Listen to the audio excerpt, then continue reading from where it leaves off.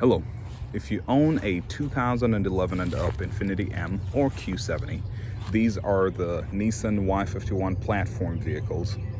I wanted to offer an alternative jack stand location on the vehicle. Now, in previous videos, we've talked about the factory positions, factory locations for jacking the vehicle and also placing a jack stand. But recently I had to do something and I just wanted to try something different.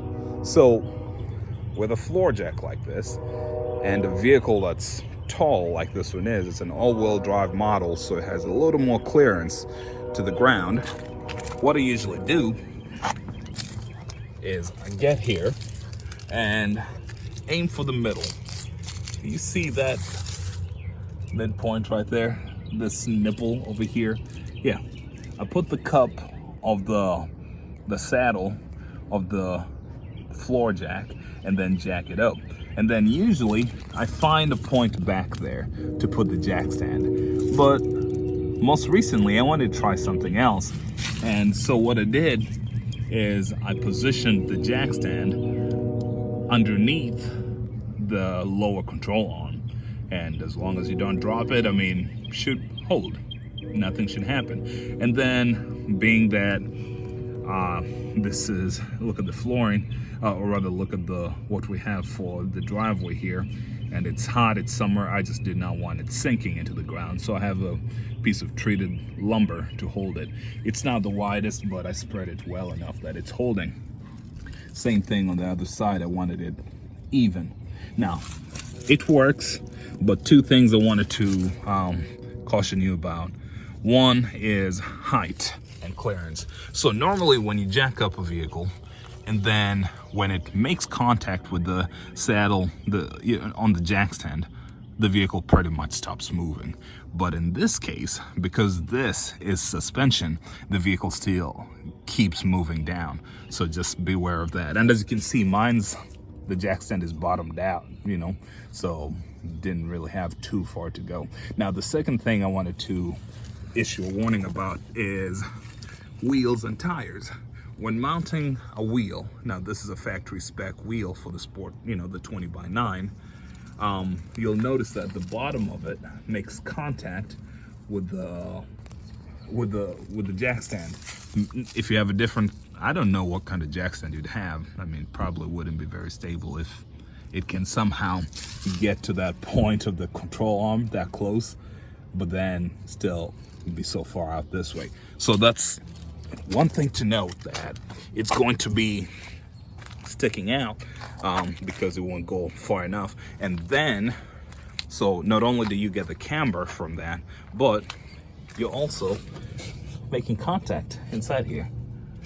I believe it is touching. I believe it is. I can't really see, so see for me.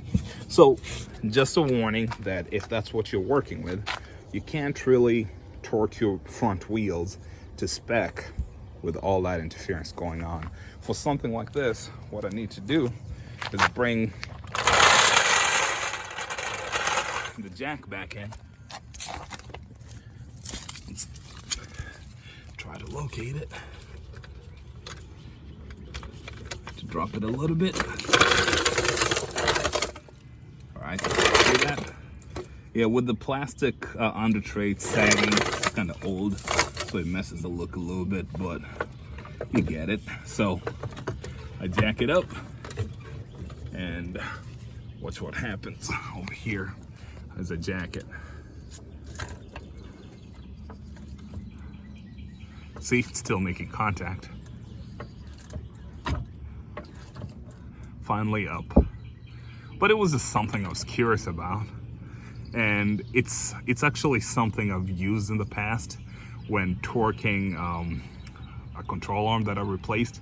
They usually tell you that don't do any final tightening until it's resting on the suspension under normal height. So I took measurements as to where the control arm would be and all that when the wheel was on, and then I put one of those. So front and back, I had the suspension, I had the wheel hubs, or had the corners, the suspension loaded in the corners like it will be sitting on the ground. Now, Yeah, I think that's kind of what I did, something like that. And then I was able to go underneath and still tighten things, because again, once you put a wheel on, you can't really get to anything. So anyway, I hope videos like this help still. It's been a while since I've had the time to make videos on the M or Q70, basically this platform. Life's been happening. That's the best way to explain what's been going on. But I'll make a video to explain that. And we even had a storm the other day, took down a lot of trees. I'm doing this because one of my tires got a cut in the sidewall on the inside, so I had to replace the tires, and that's why we're here today. Okay, anyway, hope this video helps, and hopefully things slow down enough so we can get back to doing the things we enjoy, you know, making content on the Infiniti M's, Q70s, all that, you know, all the stuff that we enjoy. All right, talk to you guys later. I hope this helps in one way or another.